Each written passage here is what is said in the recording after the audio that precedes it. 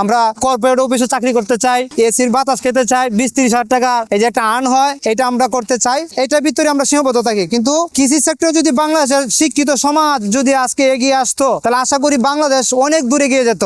এই হাঁস এবং হাঁসের হেঁচারি দিয়ে আমাদের গ্রামটা আসলে পরিবর্তন হয়ে গেছে। আমাদের গ্রামে এক সময় আশেপাশে গ্রাম থেকে একটা দারিদ্রের দিক দিয়ে অনেক নিচে ছিল, অত দারিদ্রই ছিল। এটা তো মিথ্যা কথা বললে হবে না, যেটা রাইট এটাই বলতে হবে। আমার বাবা যখন শুরু করছে, পরে আমার চাচারা শুরু করছে, তারপরে আমাদের গ্রাম শুরু করছে। টোটাল আমাদের পরিবার থেকে শিখে উদ্যুক্ত হয়ে প্রায় 70 থেকে 75টা ফ্যামিলি এখন এই হাঁসের খামারের সাথে জড়িত। পিছনে যে দেখতে হচ্ছে এটা আমরা ডিমের মুখোমুখি হাঁস বলি, এবং এই হাঁসের জাত হচ্ছে গিয়া খাই ক্যাম্বেল। ডিমের জন্য সবচেয়ে ফেভারিট, এবং সারা ওয়ার্ল্ডের মধ্যে ডিমের জন্য যে হাঁসটা সেরা, এই হাঁসটা হচ্ছে ওই হাঁস যেটাকে খাই ক্যাম্বেল আমরা বলি। হাঁসের মধ্যে কি আছে বলতে কিছু নাই, তবে অনেক কিছু আছে। যেমন ধরেন হাঁস এমন একটা প্রাণী বা একটা কৃষি সেক্টরের মধ্যে এমন একটি জগৎ বা একটা প্রাণী যেটা চাহিদা শুধু বাংলাদেশ নয়, বহির্বিশ্ব ব্যাপক চাহিদা আছে। যেমন হাঁসের মাংস পছন্দ করে না বাংলাদেশে বা যে কোনো জায়গায় বলেন, এটা মানুষ খুবই কম। ডাক্তার বা বিজ্ঞান বা সায়েন্স বলে বা হেলথ কেয়ার বিভিন্ন ধরনের ডিপার্টমেন্ট বলে, অথবা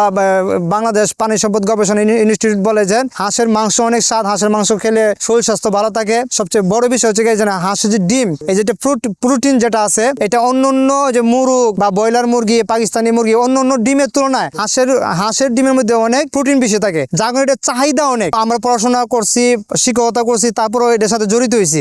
আমি যদি বলি আমার থেকে প্রায় যদি আমি হিসাব করি লক্ষাধিকের কাছাকাছি হয়ে যাবে মানুষ হাঁস এবং হাঁসের বাচ্চা নিচ্ছে আমার কাছ থেকে। ওরাও উদ্যোক্তা হয়েছে। এটাও আমার জন্য একটা ভালো অ্যাচিভমেন্ট আমি মনে করি, এবং আমার উদ্যোক্তা হিসেবে আমি একজন, এটা এটাই আমার জন্য সাফল্য। উন্নত কান্ট্রি দিকে তাকান, তারা যে ডেভেলপ হয়েছে এর মধ্যে কয়েকটা ওয়ে আছে, এর মধ্যে একটা ওয়ে হচ্ছে তারা কৃষি সেক্টর আগায় গেছে। চীনের দিকে তাকান, চীনের যে কৃষি সেক্টর, হাঁসের সেক্টর গুলো দিতে দেখেন, গরু খামারের সেক্টর গুলো দেখেন, ধানের সেক্টর গুলো দিতে দেখেন, দেখবেন যে অত্যাধুনিক চমৎকার ভাবে ওরা তুলতেছে। এবং বিশেষ করে ওদের যে শিক্ষিত যে সমাজ বা শিক্ষিত নারী পুরুষ আছে, ওরা কৃষি সেক্টরে খুব আগায় যাচ্ছে। কিন্তু আমাদের বাংলাদেশে এটা বিপরীত। যারা শিক্ষিত সমাজ আছে, এটা নারী পুরুষ হোক, ছেলে মেয়ে হোক, আমরা এটা থেকে আমরা বিমুখ, মানে আমরা কৃষি সেক্টরে আসতে চাই না। একটা উদ্যোক্তা সে 1 টাকা দিয়ে শুরু করতে পারে, 1 কোটি টাকা দিয়ে শুরু করতে পারে। এখন সে 10টা হাঁস দিয়ে শুরু করতে পারে, 1000 হাঁস দিয়ে শুরু করতে পারে। এটা তার ব্যক্তির উপর ডিপেন্ডেন্ট করে, কারণ সে তার এবিলিটি কত। কেউ যদি 10,000 টাকা দিয়ে শুরু করতে পারে। আমাদের হাঁসের বাচ্চা এই যে দিনাজপুর, রংপুর, তারপরে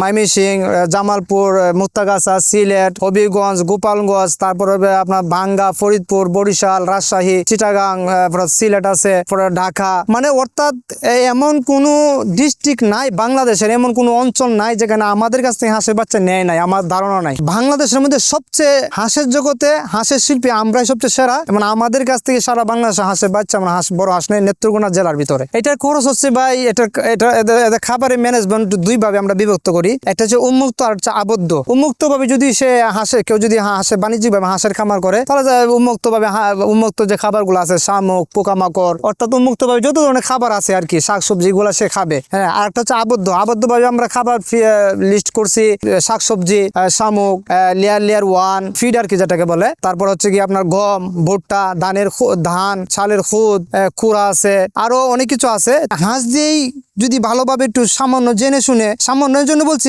একেবারে বেসিক্যালি আর কি, আর যদি আরো ভালো জানতে চায় তো ভালো, আলহামদুলিল্লাহ। তবে যদি সামান্য জেনে যদি কেউ হাঁসের খামার করে, আশা করি এটাই তার জীবন পরিবর্তনের জন্য যথেষ্ট ভূমিকা রাখবে, যদি আল্লাহ তাআলা তাকে সহায় করে। 1-2 জন না, অনেক ধ্বংস হয়েছে হাঁসের ব্যবসা করে, কারণ এই আপনার খাবার কিভাবে দিতে হবে এই ম্যানেজমেন্ট জানে না, কিভাবে হাঁস রোগ প্রতিরোধ করতে হবে এই ম্যানেজমেন্ট জানে না। এই 2টা কাজ করলে অনেকগুলা ওয়ে আছে। তো বিশেষ করে খাবার কিভাবে দিতে হবে, আর কিভাবে হাঁস রাখতে হবে, কিভাবে রোগ প্রতিরোধ করতে হবে, এইগুলা তার জ্ঞান ধারণা নাই। হ্যাঁ, টাকা আছে, মানে ইউটিউবে দেখছে, শুরু করে দিছে।